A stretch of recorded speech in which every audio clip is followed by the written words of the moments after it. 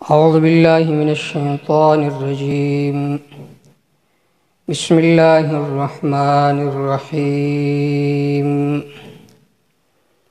الطلاق مرتان فإمساك بمعروف أو تسريح بإحسان۔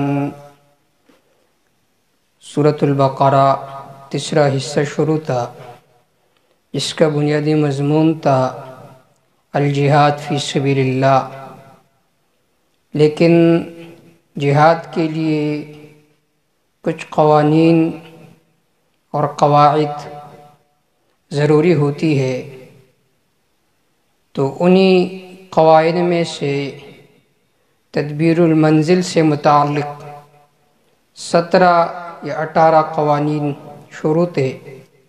یہاں سے 11واں قانون ہے حکم الطلاق۔ اگر طلاق واقع ہو گئی تو ایک ہے طلاق رجعی کہ جس میں رجوع ممکن ہے۔ اب انہی کے احکام ذکر فرما رہے ہیں اللہ تعالی۔ الطلاق مرتان، یعنی الطلاق الذی یصح فیہ الرجوع، وہ طلاق کہ جس میں رجوع صحیح ہے قولا یا فعلا۔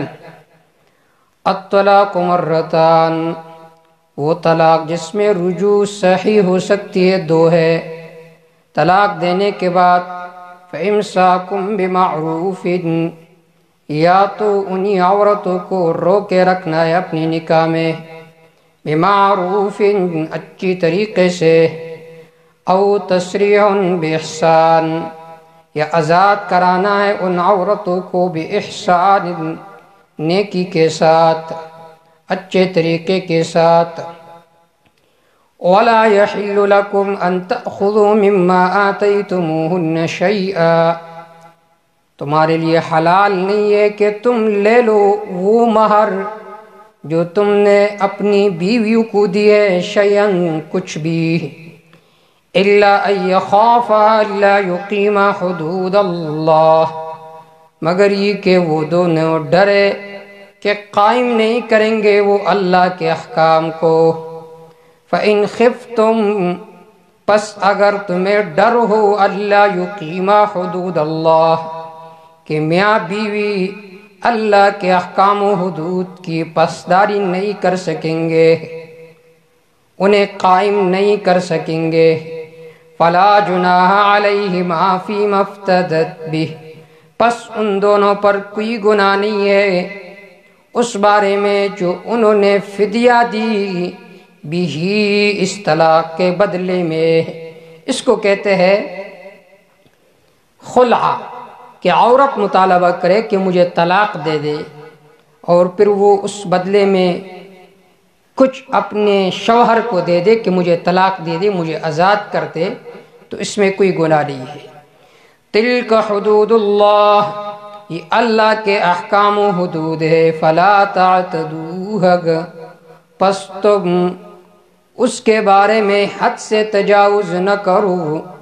ومن یتعد حدود اللہ، جس نے اللہ کے احکام میں حد سے تجاوز کیا، فاولئک هم الظالمون، پس یہی لوگ بڑے ظالم ہیں۔ فَإِن طَلَّقَهَا فَلَا تَحِلُّ لَهُ مِن بَعْدُهُ، اگر شوہر نے اپنی بیوی کو 3 طلاقیں دی، چاہے اکٹھا دیا یا الگ الگ دیا، تو اس صورت میں یہ عورت اس شوہر کے لیے حلال نہیں ہوگی جب تک شرعی طریقے سے حلال نہ ہو۔ شرعی طریقے سے حلال یہ ہے کہ سب سے پہلے جس شوہر نے اس کو طلاق دی ہے تو وہ انہی کے گھر میں عدت گزارے، عدت گزارنے کے بعد دوسرے شوہر کے ساتھ اس کی نکاح ہو، اس میں گواہ بھی موجود ہوگا، مہر بھی ہوگا۔ اس کے بعد اگر وہ اپنی مرضی سے زوج ثانی اس کو طلاق دے، پھر عدت بھی گزارے، پھر زوج اول کے لیے حلال ہوگی، اس میں نکاح بھی ہوگا، گواہ بھی ہوں گے، اور اس کے ساتھ ساتھ مہر بھی ہوگا۔ اگر اس طریقے سے حلال ہو تو یہ صحیح ہے، لیکن اگر اس طریقے سے حلال نہ ہو بلکہ اس طریقے سے حلال ہو جس طرح کہ آج کل مروج ہے، تو پھر یہ درست نہیں ہے۔ پھر آپ صلی اللہ علیہ وسلم نے فرمایا لعن اللہ المحلل والمحلل بہ، جو اس طرح حلالہ کرتا ہے اللہ تعالیٰ کی اس پر پٹکار ہے۔ فَإِن طَلَّقَهَا فَلَا تَحِلُّ لَهُ مِن بَعْدُ حَتَّى تَنكِحَ زَوْجًا غَيْرَهُ، اگر شوہر نے اپنی بیوی کو طلاق دی تیسری، فَلَا تَحِلُّ لَهُ مِن بَعْدُ حَتَّى تَنكِحَ زَوْجًا غَيْرَهُ، پس یہ عورت اس مرد کے لیے حلال نہیں ہے اس کے بعد یہاں تک کہ دوسرا شوہر اس کے ساتھ نکاح نہ کرے۔ صرف نکاح بھی کافی نہیں ہے بلکہ ان کے ساتھ مجامعت کرے گا۔ فَإِن طَلَّقَهَا، اگر دوسرے شوہر نے اس کو طلاق دی، فَلَا جُنَاحَ عَلَيْهِمَا، پس ان پر کوئی گناہ نہیں ہے یتراجعا کہ دونوں رجوع کرے، ان ظنّا یقیما حدود اللہ، اگر ان دونوں کو یہ یقین ہو کہ وہ قائم کر سکیں گے اللہ کے حدود و احکام کو۔ وَتِلْكَ حُدُودُ اللَّهِ، اللہ تعالیٰ کے احکام ہے، يُبَيِّنُهَا لِقَوْمٍ يَعْلَمُونَ، اللہ کول کول کر بیان کرتے انہی احکام کو اس قوم کے واسطے، يَعْلَمُونَ جو جانتے ہیں۔ وَإِذَا طَلَّقْتُمُ النِّسَاءَ، جب تم طلاق دو عورتوں کو، فَبَلَغْنَ أَجَلَهُنَّ، پس وہ قریب ہو جائے أَجَلَهُنَّ اپنی عدت کے زمانے تک، ابھی عدت کا زمانہ گزرا نہیں ہے اس کے قریب ہو جائے۔ فَأَمْسِكُوهُنَّ بِمَعْرُوفٍ، پس روکے رکھو ان کو بِمَعْرُوفٍ اچھے طریقے کے ساتھ، أَوْ سَرِّحُوهُنَّ بِمَعْرُوفٍ یا آزاد کرو انہیں اچھے طریقے کے ساتھ، وَلَا تُمْسِكُوهُنَّ ضِرَارًا لِتَعْتَدُوا، انہیں نہ روکو ضِرَارًا نقصان دینے کے واسطے، لِتَعْتَدُوا تاکہ تم ان پر ظلم کرو، ایسا نہ کرو۔ وَمَن يَفْعَلْ ذَلِكَ، جس نے اس طرح کام کیا، فَقَدْ ظَلَمَ نَفْسَهُ، تحقیق اس نے اپنے اوپر ظلم کر ڈالا۔ وَلَا تَتَّخِذُوا آيَاتِ اللَّهِ هُزُوًا، تم اللہ کے احکام کو ٹٹو مذاق نہ بناؤ۔ وَاذْكُرُوا نِعْمَةَ اللَّهِ عَلَيْكُمْ، یاد کرو اللہ کی نعمت کو، علیکم جو تمہارے اوپر ہے، وَمَا أَنزَلَ عَلَيْكُمْ مِنَ الْكِتَابِ وَالْحِكْمَةِ، وہ جو اتارے اللہ نے تمہارے اوپر، من الکتاب قرآن مجید میں سے، والحکمت جناب رسول اللہ صلی اللہ علیہ وسلم کے سنت میں سے، یعظکم بہ، اللہ تعالیٰ تمہیں پند و نصیحت دیتا ہے اس قرآن کے ذریعے سے، یا بھی ان مذکور احکام کے ذریعے سے کہ انہیں مانو۔ واتقوا اللہ، ڈرتے رہو اللہ سے، وعلموا یقین کرو، ان اللہ بکل شیء علیم، یقیناً اللہ تعالیٰ ہر چیز کو جاننے والے ہیں۔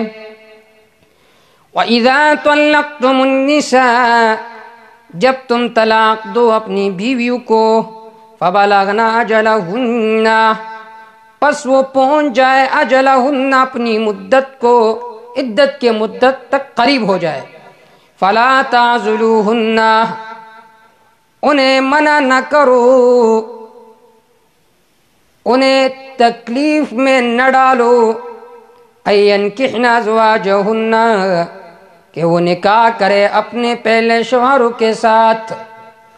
یا اس آیت کے مخاطبین عورت کے گھر والے ہیں، یعنی اس کے ماں باپ ہیں۔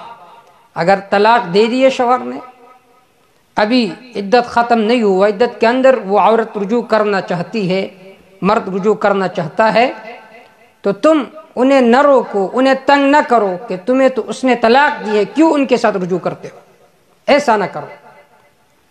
یا دوسرا مطلب یہ ہے کہ زمانے جاہلیت میں جو آدمی کسی عورت کو طلاق دے دیتا تو پھر اس کا جو زوج اول ہوتا تھا وہ مصر ہوتا تھا کہ یہ عورت کسی اور جگہ نکاح نہیں کرے گی کیونکہ یہ میری نکاح میں رہ چکی ہے۔ تو اللہ رب العزت نے فرمایا فَلَا تَعْزُلُوهُنَّ أَن يَنكِحْنَ أَزْوَاجَهُنَّ، کہ تم انہیں تنگ نہ کرو کہ وہ نکاح کرے ازواجہن، یہاں پر زوج بے اعتبار ما یؤول الیہ کے کہ کسی اور شوہر کے ساتھ نکاح کرتی ہے جی تو تم انہیں نہ روکو، انہیں تنگ نہ کرو. کیوں؟ اذا تراضوا بینہم بالمعروف، جب وہ دونوں راضی ہو اپنے درمیان، بالمعروف اچھے طریقے کے ساتھ. ذالک یوعظ بہ من کان منکم، انہی احکام کے ذریعے سے نصیحت دی جاتی ہے ان کو جو تم میں سے اللہ پر ایمان لاتا ہو، والیوم الآخر، آخرت کے دن پر ایمان لاتا ہو. ذالکم ازکی لکم واطہر، یہ احکام تمہارے دلوں کے لیے صفائی کا سبب ہے، واطہر، تمہارے ظاہر کے لیے بھی صفائی کا سبب ہے. انہی احکام پر عمل کرو. قرآن مجید نے جو طلاق نکاح کے احکام ذکر کیے ہیں، اس معاشرے میں جو بیماریاں ہیں ان کے علاج کی ہے. اگر ہم اپنے معاشرے پر نظر ڈالیں، واللہ یعلم وانتم لا تعلمون، اللہ تعالیٰ جانتے ہیں تم نہیں جانتے ہو. والوالدات یرضعن اولادہن، 12واں قانون مسئلۃ الرضاع. بعض دفعہ ایسا ہوتا تھا کہ شوہر نے بیوی کو طلاق دی اور اس عورت کے گود میں بچہ ہے، دودھ پیتا. اب اس کو دودھ کون پلائے؟ تو سب سے زیادہ حقدار اس کی ماں ہے کہ وہ انہیں دودھ پلائے گی. کتنا سال؟ امام اعظم ابو حنیفہ رحمہ اللہ کی طرف یہ قول منسوب ہے کہ 2 سال، 1.5 سال، اور صاحبین رحمہ اللہ فرماتے کہ 2 سال. فتویٰ صاحبین کے قول پر ہے کہ 2 سال دودھ پلائے گی یہ عورت اپنے بچے کو. اب یہاں پر ان دونوں اقوال میں تطبیق یہ ہے کہ بچے کی صحت کی طرف دیکھا جائے گا. اگر وہ صحت مند نہیں ہے تو 1.5 سال انہیں دودھ پلائے، اگر وہ صحت مند ہے بس 2 سال پر اکتفا کرے، انہیں دودھ پلائے. والوالدات یرضعن اولادہن حولین کاملین، مائیں دودھ پلائے گی اپنے بچوں کو حولین کاملین، 2 سال مکمل. لمن اراد ان یتم الرضاعہ، یہ حکم ان کے لیے جو ارادہ کرتے ہیں یتم الرضاعہ، کہ پورا کرے وہ الرضاعہ، دودھ پلانے کے مدت کو. وعلی المولود لو، اس بچے کے باپ پر، رزقہن، ان عورتوں کا خوراک اس کا حق ہے. وکسوتہن، ان کا جوڑا ہے، ان کے کپڑے ہیں، بالمعروف، رواج کے مطابق. لا تکلف نفس الا وسعها، تکلیف میں نہیں ڈالا جائے گا کسی نفس کو، الا وسعها، مگر ان کے طاقت کے مطابق. لا تضار والدۃ بولدها، نہ نقصان پہنچایا جائے گا والدۃ، ماں کو، بولدها، ان کے بیٹے کے بسبب.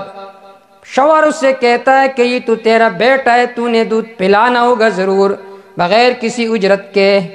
ایسا تکلیف ڈالنا جائز نہیں ہے. ولا مولود له بولدہ، نہ باپ کو تکلیف میں ڈالا جائے گا، نہ باپ کو نقصان پہنچایا جائے گا، بولدہ، بیٹے کے وجہ سے، کہ تو نے مجھے اتنے اتنے کپڑے دینے ہیں، اتنا اتنا اجرت دینا ہے، کیونکہ یہ تو تیرا بیٹا ہے. ایسا نہ کرے، بلکہ رواج کے مطابق، عرف کے مطابق جو کپڑے، جو نان نفقہ ہے، یہ شوہر اس کو دے گی. وعلی الوارث مثل ذلک، ایک اور حکم، مثال کے طور پر ماں مر گئی، اب بیٹا ہے، اس کو دودھ کون پلائے گا؟ اس صورت میں وہ خاتون اسے دودھ پلائے گی جو میراث میں حقدار ہے، میراث لیتی ہے اور دودھ نہیں پلاتی. وعلی الوارث مثل ذلک، وارث پر ان جیسا حقوق ہے. فإن أرادا فصالا، اگر انہوں نے ارادہ کیا فصالا، کہ ان کو دودھ سے چھڑائے، عن تراض منہما، باہمی خوشی سے، وتشاور، باہمی مشورے سے، فلا جناح علیہما، بس ان پر کوئی گناہ نہیں ہے. وَإِنْ أَرَدْتُمْ أَن تَسْتَرْضِعُوا أَوْلَادَكُمْ، اگر تم نے ارادہ کیا کہ دودھ پلاؤ اپنے بچوں کو، فلا جناح علیکم، بس تم پر کوئی گناہ نہیں ہے. اذا سلمتم ما آتیتم، جب تم حوالہ کرو وہ کچھ جو تم نے مقرر کیا بالمعروف رواج کے مطابق عرف کے مطابق واتقوا اللہ ڈرتے رہو اللہ سے وَاعْلَمُوا یقین کرو ان اللہ بما تعملون بصیر اللہ ان اعمال پر جو تم کرتے ہو بصیر دیکھنے والے ہیں والذین یتوفون منکم 13واں قانون عدت المتوفى عنها زوجها اس عورت کی عدت جس کا شوہر فوت ہو گیا ہے اس کی عدت 4 مہینے 10 دن ہے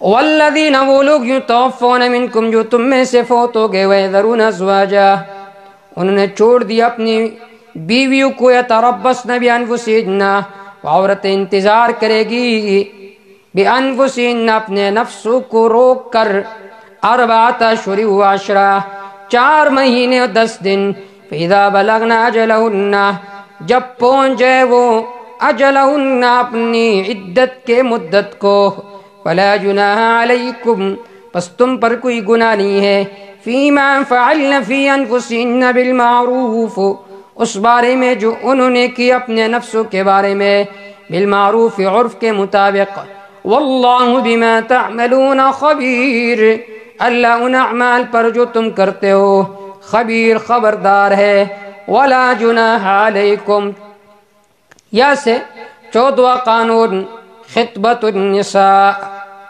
ایک عورت عدت میں ہے اب آپ صراحتاً اس سے یہ نہیں کہہ سکتے کہ میں عدت کے ختم ہونے کے بعد تیرے ساتھ نکاح کروں گا اشارہ کر سکتے ہیں اس طرح ان کے ساتھ کنایات میں بات کرے کہ ایسی عورت مجھے چاہیے جو آپ کے طرح ہو اسی طرح اللہ کرے کہ میرا گھر آباد ہو جائے اس سے خود پتہ چلے گا لیکن ان کے ساتھ وعدہ نہیں کرنا عدت کے درمیان ولا جناح علیکم فیما عرضتم به من خطبۃ النساء تم پر کوئی گناہ نہیں ہے اس بارے میں جو تم نے اشارے کیے گے اس کے ذریعے سے من خطبۃ النساء عورتوں کے نکاح کے بارے میں او اکننتم فی انفسکم یا تم نے یہ بات اپنے دل میں چھپائی علم اللہ انکم ستذکرونہن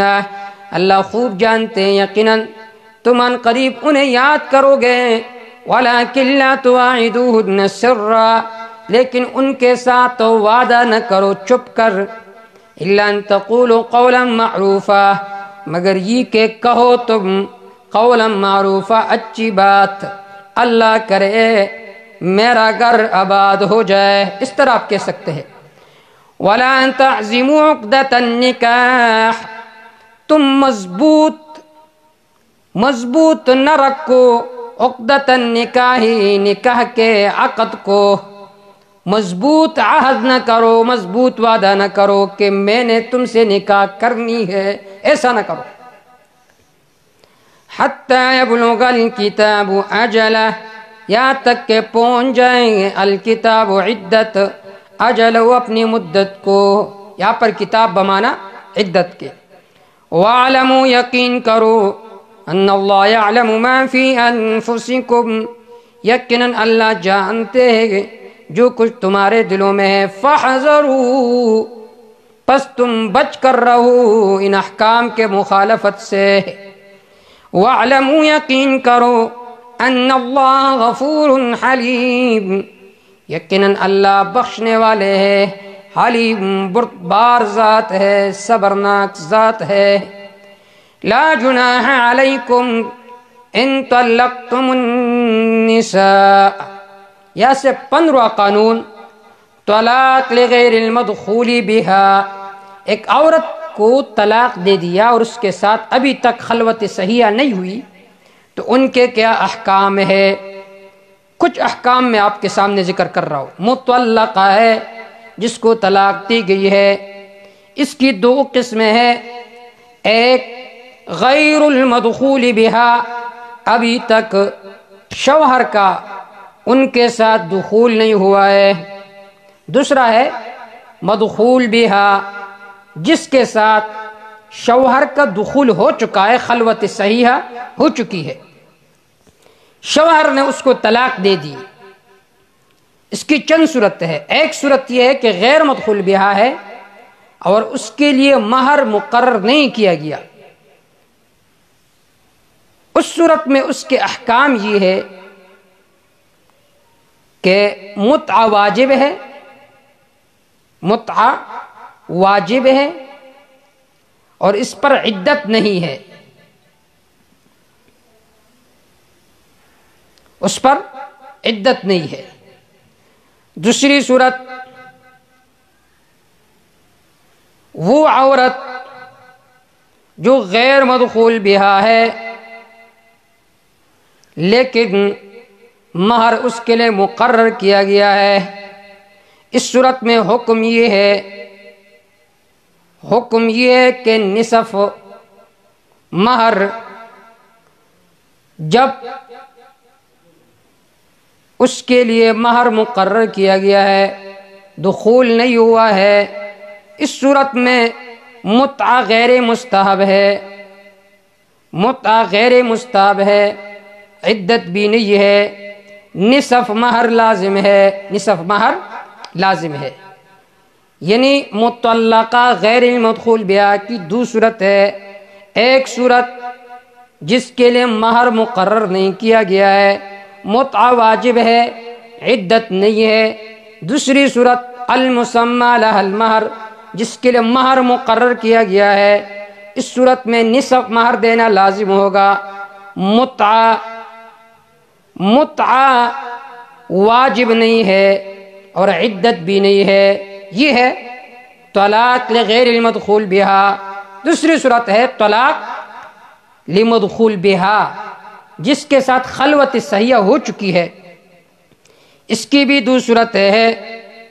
ایک صورت یہ ہے المسمى، جس کے لیے مہر مقرر کیا گیا ہے، اس صورت میں مکمل پورا مہر دینا اس کو لازم ہوگا، اور متعہ اس صورت میں مستحب ہوگا اور عدت موجود ہوگی۔ اگر اس کے لیے مہر مقرر نہیں کیا گیا ہے تو اس صورت میں مہر مثل دینا لازم ہوگا، متعہ مستحب ہوگا اور عدت موجود ہوگی۔ لا جناح علیکم، تمہارے اوپر کوئی گناہ نہیں ہے، ان طلقتم النساء، اگر تم نے طلاق دے دی اپنی بیویوں کو، ما لم تمسوہن، جب تک تم نے ان کے ساتھ جمع نہیں کیا ہے، او تفریضوا لہن فریضہ، ان کے لیے مہر بھی مقرر نہیں کیا ہے، ومتعوہن، انہیں فائدہ دو، علی الموسع قدرہ، مالدار پر اس کی طاقت کے مطابق ہے، وعلی المقتر قدرہ، غریب پر اس کی طاقت کے مطابق ہے، متاعا، فائدہ دینا ہے، جوڑا جامع دینا ہے، بالمعروف، رواج کے مطابق، حقا علی المحسنین، یہ حکم لازم ہے المحسنین، نیکی کرنے والوں پر۔ وَإِن طَلَّقْتُمُوهُنَّ، اگر تم نے طلاق دے دی اپنی بیوی کو، من قبل ان تمسوهن، ان کو مسا کرنے سے پہلے، فقد فرضتم لهن فریضہ، حال یہ تم نے ان کے لیے مہر مقرر کی ہو، فنصف ما فرضتم، بس لازم ہے نصف وہ مہر جو تم نے مقرر کی ہے، الا ان یعفون، مگر یہ کہ وہ عورت معاف کرے، او یعفو الذی، یا وہ آدمی معاف کرے، بیدہ عقدۃ النکاح، جس کے ہاتھ میں نکاح کا عقد ہے، وہ کہے میں پورا مہر تمہیں دیتا ہوں، وَأَن تَعْفُوا، یہ کہ تم درگزر کا معاملہ کرو، اقرب للتقوی، یہ زیادہ قریب ہے پرہیزگاری کے طرف، تقوی کے طرف، وَلَا تَنْسَوْا الْفَضْلَ بَيْنَكُمْ، وَلَا تَنْسَوْا، نہ بلاؤ تم الفضل، بھائی چارگی، بینکم، اپنے درمیان، ان اللہ بما تعملون بصیر، یقیناً اللہ ان اعمال پر جو تم کرتے ہو بصیر، دیکھنے والے ہے۔ حافظوا علی الصلوات، صلح و قانون، محافظت علی الصلوات، نمازوں کی نگہبانی کرو۔ ما قبل طلاق نکاح کے احکام ذکر تھے، بعد میں بھی طلاق اور نکاح کے احکام ذکر ہوں گے، درمیان میں نماز کی بات آ گئی، اس کا ربط کیا ہے ما قبل ما بعد کے ساتھ؟ ایک جملے میں ربط سنیے، اگر تم نے نمازوں کی پابندی نہیں کی تو رب تمہارا گھر برباد کرے گا۔ اگر تم نے نمازوں کی پابندی نہیں کی، طلاق کے مسائل آئیں گے، خلا کے مسائل آئیں گے۔ اگر اللہ کے ساتھ تعلق کو مضبوط رکھا تو یہ مسائل کبھی پیش نہیں ہوں گے، لہذا نماز پر پابندی کرو۔ حافظوا علی الصلوات، پابندی کرو نمازوں پر، والصلاۃ الوسطی، خصوصی طور پر درمیانی نماز پر۔ اس سے کیا مراد ہے؟ شیخ القرآن علامہ محمد طاہر پنجپیری رحمہ اللہ فرمایا کرتے تھے صلاۃ وسطی کا مطلب یہ ہے کہ ہر نماز اس طرح ادا کرو کہ دونوں نمازوں کے درمیان ایک اور نماز ہو۔ مثلا فجر کی نماز ادا کرو، پھر ظہر کی بھی ادا کرو، پھر عصر کی بھی ادا کرو۔ اب ظہر کی نماز صلاۃ وسطی ہو گیا، پھر مغرب کی نماز بھی ادا کرو تو عشاء کی نماز بھی ادا کرو۔ تو اب یہ جو مغرب کی نماز ہے یہ درمیانی نماز ہے عشاء اور عصر کے درمیان، اسے کہتے ہیں صلاۃ وسطی۔ یہ تاکید من غیر لفظی ہی ہے۔ دوسرا قول یہ کہ صلاۃ وسطی سے مراد عصر کی نماز مراد ہے۔ حدیث پاک میں آتا ہے آپ صلی اللہ علیہ وسلم نے فرمایا غزوہ احزاب کے وقت حبسونا ملأ اللہ بیوتہم وقبورہم نارا، اللہ ان مشرکین کے گھروں کو قبروں کو آگ سے بھر دے۔ حبسونا عن صلاۃ الوسطی، انہوں نے ہمیں روکا ہے صلاۃ وسطی سے۔ تو وہاں پر صلاۃ وسطی سے مراد عصر کی نماز مراد ہے، اور عصر کی تاکید اس لیے کی گئی ہے کہ اس وقت فرشتوں کی جو ڈیوٹی ہے وہ تبدیل ہوتی ہے۔ وَقُومُوا لِلَّهِ قَانِتِينَ، کڑے رہو اللہ کے سامنے قانتین عجز کے ساتھ۔ فَإِنْ خِفْتُمْ، اگر تم ڈرتے رہو دشمن سے، فَرِجَالًا، نماز پڑھو پیادل، او رکبانًا، سوار ہونے کے حالت میں۔ فَإِذَا أَمِنْتُمْ، جب تم امن میں ہو جاؤ، فَاذْكُرُوا اللَّهَ، یاد کرو اللہ کو، كَمَا عَلَّمَكُمْ، جس طرح اللہ تعالیٰ نے تمہیں سکھایا ہے، ما وہ احکام لم تکونوا تعلمون، جن کو تم نہیں جانتے تھے۔ والذین یتوفون منکم، 17واں قانون الوصیۃ للازواج، کہ اپنی بیویوں کے بارے میں وصیت کرو کہ یہ گھر میں 1 سال رہے گی۔ اب سوال یہ پیدا ہوتا ہے کہ ما قبل آیت میں فرمایا عورتوں کی عدت 4 مہینے 10 دن ہے، یہاں پر فرماتے کہ 1 سال تک گھروں میں رہے گی۔ اس کا جواب یہ ہے، بعض حضرات نے فرمایا کہ یہ آیت منسوخ ہے۔ والذین یتوفون منکم یذرون ازواجا یتربصن بانفسہن 4 اشہر و10، یہ ناسخ ہے، لیکن تلاوت میں ناسخ مقدم ہے منسوخ سے۔ ایک جواب یہ ہے۔ دوسرا جواب یہ ہے کہ یہ حکمی استحبابی ہے کہ یہ وصیت کرے کم از کم میرے مرنے کے بعد سال تک تو میری بیوی میری گھر میں رہے گی، اسے نہ نکالنا۔ والذین یتوفون منکم، وہ لوگ جو تم میں سے فوت ہو گئے، ویذرون ازواجا، وہ چھوڑ گئے اپنی بیویوں کو، وصیۃ لازواجہم، وصیت کرنا اپنی بیویوں کے لیے، متاعا الی الحول، کہ انہیں فائدہ دینا 1 سال تک، جوڑا جامہ دینا ہے، غیر اخراج، وہ نہیں نکالے جائیں گے ان گھروں سے۔ فإن خرجنا، اگر وہ خود نکلے، فلا جناح علیکم فیما فعلن فی انفسہن من معروف، بس تم پر کوئی گناہ نہیں ہے اس بارے میں جو انہوں نے کہ اپنے نفسوں کے بارے میں من معروف، کوئی اچھی بات۔ واللہ عزیز حکیم، اللہ زبردست حکمت والا ہے۔ وللمطلقات، 18واں قانون حکم المتاع، وللمطلقات، ان عورتوں کو جن کو طلاق دی گئی ہے، متاع، انہیں کچھ فائدہ دینا ہے، بالمعروف، رواج کے مطابق، حقا علی المتقین، یہ حکم زیادہ مناسب ہے علی المتقین، پرہیزگاروں کے ساتھ، لازم نہیں ہے، لائق ہے، مناسب ہے کہ انہیں کچھ دیا جائے تاکہ ان کے دلوں پر مرہم کی پٹی لگ جائے۔ کذالک یبین اللہ آیاتہ، کذالک یبین اللہ، اس طرح بیان کر دے اللہ تعالیٰ تمہارے لیے آیات اپنے احکام لعلکم تعقلون تاکہ تم عقل سے کام لو، تاکہ تم سمجھو ان احکام کی حکمتوں کو۔ أَلَمْ تَرَ إِلَى الَّذِينَ خَرَجُوا مِنْ دِيَارِهِمْ وَهُمْ أُلُوفٌ حَذَرَ الْمَوْتِ، یہاں سے ترغیب الی الجہاد ہے، جہاد سے تخلف اختیار نہ کرو ورنہ ذلیل ہو جاؤ گے، جس طرح بنی اسرائیل ذلیل ہو گئے تھے، جہاد سے بھاگ گئے تھے۔ اللہ نے فرمایا موتو، مر جاؤ، ایسا نہ کرو۔ اور جہاد میں امیر کی ضرورت ہوتی ہے، تو امیر کے کیا کیا اوصاف ہونی چاہیے وہ بھی ان آیات میں ذکر ہے۔ علم ترا، آیا تو نے غور نہیں کیا، الی الذین، ان لوگوں کے طرف، خرجو جو نکلے تھے، من دیارہم اپنی گھروں سے، وہم الوف، حال یہ کہ وہ ہزاروں کے تعداد میں تھے، حذر الموت، موت کی ڈر سے نکلے تھے۔ فقال لهم اللہ موتو، پس فرمایا اللہ تعالیٰ نے ان سے موتو، مر جاؤ۔ موت دو قسم پر ہے، ایک ہے بعد ایفاء الاجل، دوسرا ہے موتی عقوبتی۔ یہاں پر موتی عقوبتی مراد ہے۔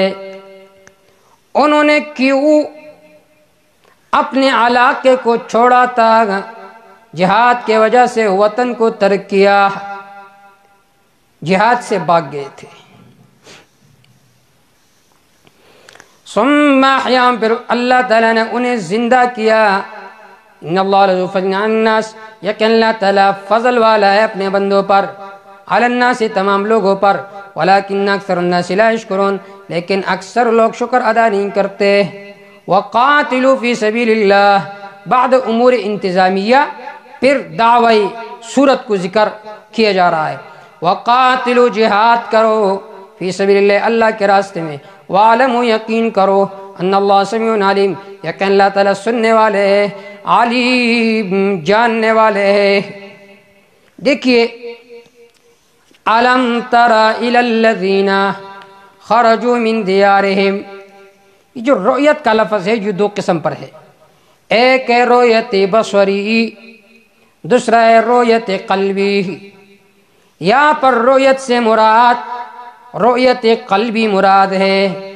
علم ترا، آیا تو نے غور نہیں کیا، تفسیر ابن عطیہ میں ہے ہذہ رؤیت القلب بمعنی علم تعلم، یہاں پر رؤیت سے مراد رؤیت قلبی مراد ہے۔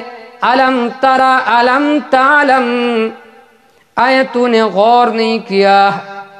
اس طرح تفسیری مظہری، معالم التنزیل، خطیبی شربینی، مدارک، مظہری میں علم تعلم تخاطب به من لم يسمع ولم يرها، علم تر کے ذریعے سے خطاب کیے جاتے انہیں جو نہ دیکھتا ہے نہ سنتا ہے۔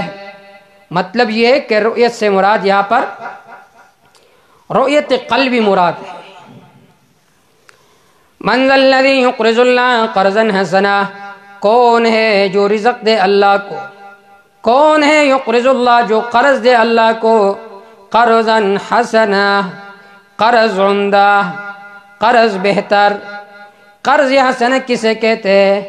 بغیر من ولا اذا، بغیر من ولا اذا، جس میں من نہ ہو، احسان جتلانا نہ ہو پھر بعد میں، ولا اذا، نہ تکلیف دینے کی کوئی بات ہو۔ بعض لوگ قرض دے دیتے ہیں لیکن پھر ہر جگہ احسان جتلاتے ہیں کہ دیکھیں میں نے اسے اتنے پیسے قرض دیے ہیں، اور مجالس میں پھر ان کی برائی بیان کرتے ہیں کہ تم تو میرے پیسوں سے بڑے ہو گئے ہو، اب میرے سامنے بات کرتے ہو۔ تو اللہ کو قرض دو، قرض حسن بغیر مدن ولا اذا۔ پھر سورۃ الحدید تک جب ہم پہنچیں گے تو پھر اس میں اور بھی بہت سارے توجیہات ہیں، انہیں ذکر کریں گے۔ قرض کا لفظ ذکر کیا باعتبار قارض کے، جس طرح آپ کسی کو قرض دیتے آپ کو یقین ہوتا ہے کہ مجھے واپس کریں گے، تو اسی طرح جب کسی کو قرض دیتے ہو تو یقین کرو کہ اللہ مجھے اس کا نعم البدل دیں گے۔ فَيُضَاعِفُهُ لَهُ أَضْعَافًا كَثِيرًا، پس دوچند کریں گے اللہ تعالیٰ اس کے لیے اضعافاً کثیرا، بہت زیادہ دوچندی کے ساتھ۔ واللہ یقبض ویبسط، اللہ تنگی لاتا ہے فراخی لاتا ہے۔ وَإِلَيْهِ تُرْجَعُونَ، اللہ کے طرف تم لٹائے جاؤ گے۔ أَلَمْ تَرَ إِلَى الْمَلَإِ مِنْ بَنِي إِسْرَائِيلَ، ذکر الامیر مع اطاعتہ۔ موسیٰ علیہ السلام کے بعد چند انبیاء علیہ السلام آئے تھے، یوشع علیہ السلام، کالب بن یوقنا، حضرت حزقیل علیہ السلام، حضرت الیاس علیہ السلام، حضرت یسع علیہ السلام، حضرت شمویل علیہ السلام۔ یہ جو واقعہ ہے یہ حضرت شمویل کا ہے کہ قوم نے ان سے کہا کہ کوئی امیر کی ضرورت ہے۔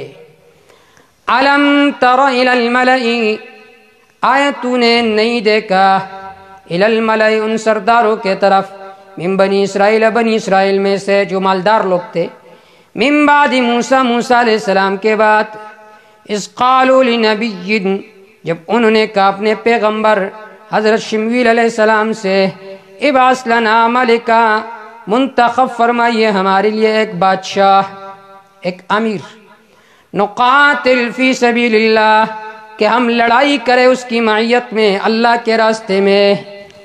یہ مطالبہ کیا انہوں نے کہ ہم اس کے معیت میں اللہ کے راستے میں لڑائی کریں گے۔ قال، فرمایا اللہ نے، قال فرمایا حضرت شمویل نے، حال عصیتم، قریب ہے، ان کتب علیکم القتال، اگر تم پر قتال فرض کیا گیا تھا، اللہ تقاتلوا، تم قتال نہیں کر سکو گے۔ اب یہاں پر حضرت شمویل کو کیسے پتہ چلا؟ تو اس کا جواب یہ کہ وہی کے ذریعے سے معلوم ہوا۔ دوسرا جواب یہ کہ اس کو تجربہ کہتے ہیں کہ قیاس الابناء علی الآباء، کہ تمہارے ماں باپ، آباء و اجداد ایسے تھے، بزدل تھے، تو تم بھی جہاد نہیں کر سکو گے۔ قالوا، کہنے لگے، وما لنا، کیا ہوئے ہمارے لیے، اللہ نقاتل فی سبیل اللہ، کہ ہم نہیں لڑیں گے اللہ کے راستے میں، وقد اخرجنا من دیارنا، حال یہ کہ ہمیں نکالا گیا تھا اپنے گھروں سے، وابنائنا، اس سے پہلے فعل محذوف ہے، وفرقنا ابناءنا، ہمیں الگ کیا گیا اپنے بیٹوں سے، یہ ہے الفتها طبنا وماء باردا کے قبیل سے، یعنی الفتها طبنا وماء باردا وسقیت ماء باردا۔ فلما كتب عليهم القتال، جب ان پر قتال فرض کیا گیا تھا، تولوا، پھر گئے، الا قليلا منهم، مگر بہت تھوڑے لوگ ان میں سے جو نہیں پھرے تھے، 313۔ واللہ علیم بالظالمین، اللہ جاننے والے ظالموں کو۔ وقال لهم نبیهم، فرمایا ان سے ان کے پیغمبر حضرت شمویل نے، انتخابی امیر، ان اللہ قد بعث لكم طالوت ملکا، یقیناً اللہ نے منتخب کیا تمہارے لیے طالوت ملکن، بطور بادشاہ اور امیر کے۔ قالوا، وہ کہنے لگے، انا یکون له الملک علینا، کس طرح ان کے لیے ہمارے اوپر بادشاہت ہوگی، کس طرح ہوگی۔ وَنَحْنُ أَحَقُّ بِالْمُلْكِ مِنْهُ، حال یہ کہ ہم زیادہ حقدار ہے بادشاہت کے ساتھ اس سے۔ وَلَمْ يُؤْتَ سَعَةً مِّنَ الْمَالِ، انہوں نے کہا کہ بادشاہت کے لیے دو چیزیں درکار ہوتی ہیں، ایک یہ کہ مالدار ہو، دوسرا یہ کہ حسب نسب اچھا ہو۔ یہ دونوں چیزیں حضرت طالوت میں موجود نہیں ہے۔ ایک قول کے مطابق یعقوب علیہ السلام کے بھائی یاسو، اسحاق علیہ السلام نے کہا کہ یعقوب علیہ السلام کا جو ماموں تھا، اسحاق علیہ السلام نے کہا یاسو بن لوط کہ گھر تم جاؤ۔ یعقوب علیہ السلام جو تھے، ان کے بھائی انہیں تنگ کرتے تھے، تو وہ اپنے ماموں کے گھر میں تھے، وہاں پر تھے، تو انہیں دو بیٹیاں انہیں نکاح میں دی یعقوب علیہ السلام کو، ایک کا نام تھا لیا، دوسرے کا نام تھا راحیل، اور اس کے ساتھ ساتھ ایک ایک باندی بھی دی۔ تو 6 اولاد یعقوب علیہ السلام کے لیا سے پیدا ہو گئے، اور 2 راحیل سے، یوسف اور بنیامین، اور ہر باندی سے 2 بچے پیدا ہو گئے، تو یہ مکمل طور پر 12 بیٹے بن جاتے ہیں۔ تو تو یہ جو طالوت تھا یہ انہی باندی کا اولاد میں سے تھا، اس وجہ سے انہوں نے اعتراض کیا ان کے حسب پر۔ دوسرا قول یہ کہ بنی اسرائیل میں 3 سبت تھے، 3 قبیلے۔ ایک سبت لاوی تھا، اس میں نبوت تھی۔ دوسرا سبت یہوذا، اس میں مملکت تھی۔ اور تیسرا سبت بنیامین، اس میں نہ مملکت تھی اور نہ نبوت تھی، اس وجہ سے انہوں نے اعتراض کیا۔ قال ان اللہ اصطفاہ علیکم، فرمایا حضرت شمویل نے یقینا اللہ نے اس کو تمہارے لیے چن لیا ہے۔ وزادہ بسطۃ فی العلم والجسم، اضافہ کیا اللہ تعالیٰ نے اس میں بسطۃ فی العلم، کشادگی کے اعتبار سے عذرائے علم کے، والجسم عذرائے جسم کے، علم کے اعتبار سے بھی اچھا ہے، جسم کے اعتبار سے بھی اچھا ہے، جمال بھی ہے اس میں۔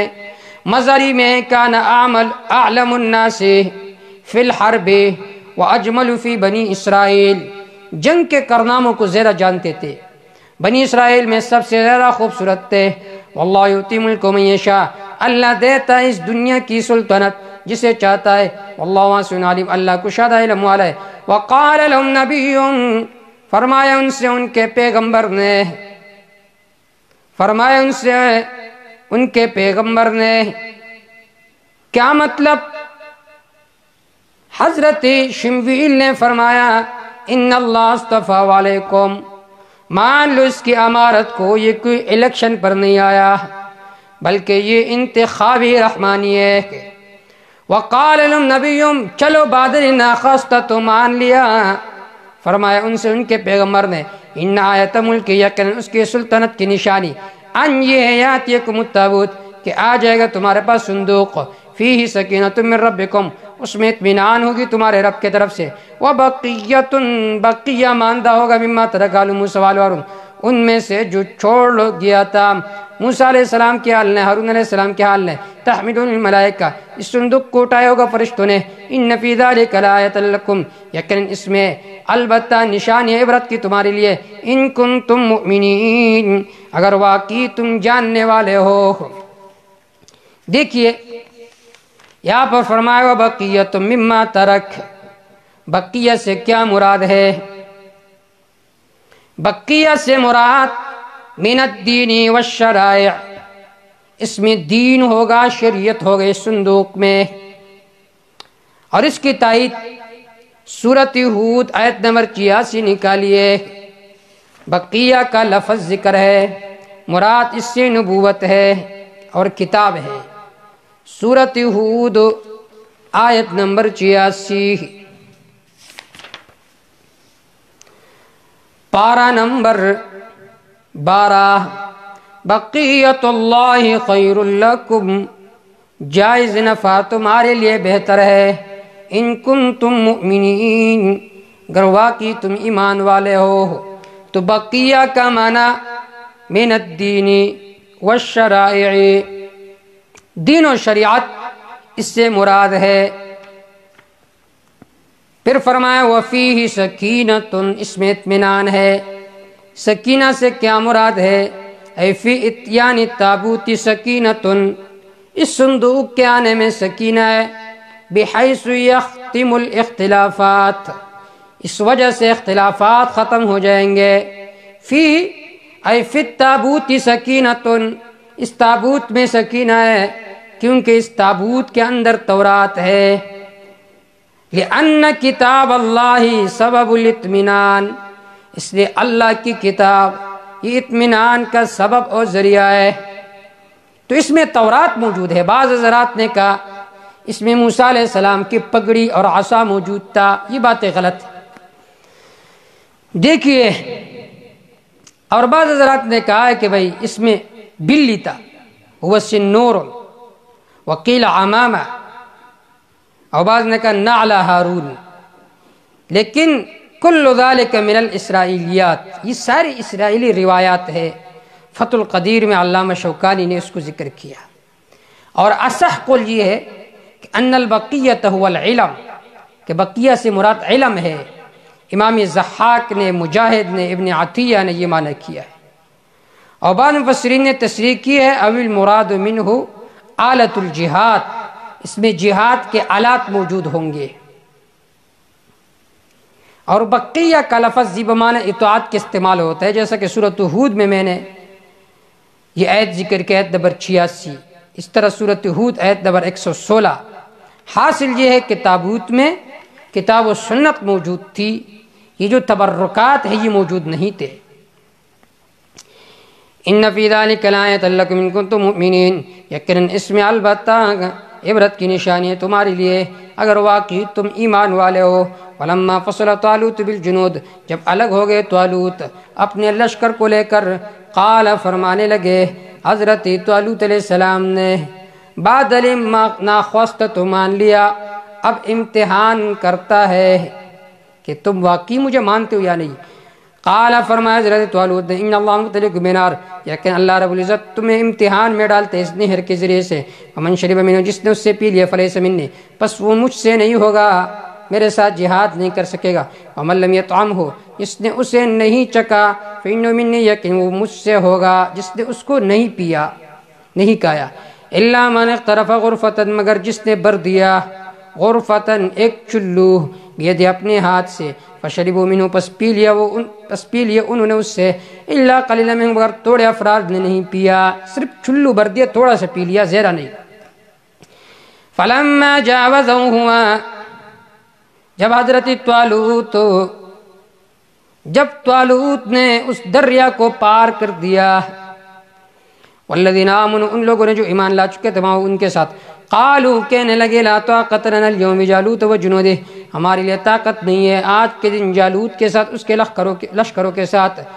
قال الذین، کہنے لگے وہ لوگ، یظنون، جو یقین کرتے تھے، انہم ملاقو اللہ، وہ لوگ جو یقین کرتے تھے کہ وہ اللہ کے ساتھ ملنے والے ہیں، کم من فئۃ قلیلہ، بہت مرتبہ بہت توڑے لوگ، بہت جھوٹی جماعت، غلبت فئۃ کثیرہ، غالب ہو جاتی ہے بڑی جماعت پر، باذن اللہ، اللہ کی اجازت و توفیق کے ساتھ، واللہ مع الصابرین، اللہ تعالیٰ کا معیت خاصہ ثابت رہنے والوں کے ساتھ ہے۔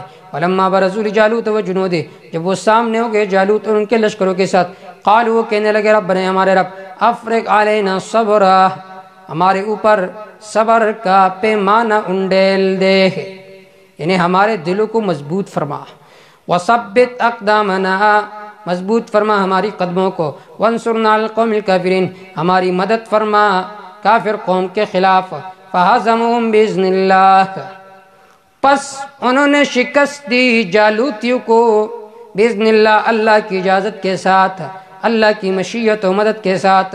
وقتل داؤد جالوت، قتل کر ڈالا حضرت داؤد نے جالوت کو، وآتاہ اللہ الملک، اللہ نے دے دی ان کو بادشاہت، والحکمہ، نبوت، وعلمہ مما یشاء، اللہ نے انہیں سکھایا، مما، ان میں سے، یشاء، جو اللہ تعالیٰ چاہتے تھے۔